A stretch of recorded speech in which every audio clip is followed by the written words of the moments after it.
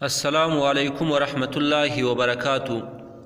محترم سامعین، جب کوئی سرکاری ملازم وفات پا جاتا ہے تو حکومت کی طرف سے اس کے ورثاء کو پراویڈنٹ فنڈ یا پنشن ملتا ہے، تو کیا اس پراویڈنٹ فنڈ یا پنشن کو میراث ہی کے طریقہ پر تقسیم کیا جائے گا یا یہ میراث میں نہیں ہے؟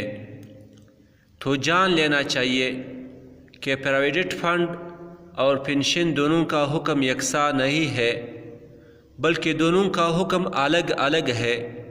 پراویڈنٹ فنڈ کا حکم یہ ہے کہ یہ فنڈ دراصل تنخواہ ہی کا ایک حصہ ہوتا ہے، لہٰذا اس میں وراثت جاری ہوگی، یعنی میراث کے طریقہ پر اس کو تقسیم کیا جائے گا۔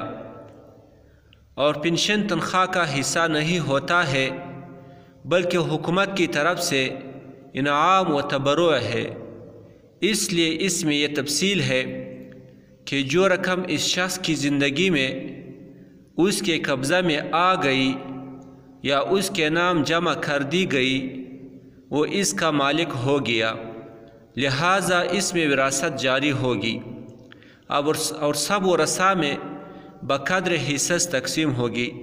اور جو رقم نہ اس کے قبضہ میں آئی نہ اس کے نام جمع ہوئی، وہ اس کا مالک نہیں ہوا، لہٰذا اس میں وراثت جاری نہیں ہوگی، بلکہ وہ حکومت کے ثوابدید پر ہے، جس کو چاہیے دے، دوسرے ورثاء کا اس میں حق نہیں۔ یہی مسئلہ احسن الفتاویٰ صفحہ 201 جلد نمبر 9 پر اور حقانیہ صفحہ 342 جلد نمبر 4 پر موجود ہے۔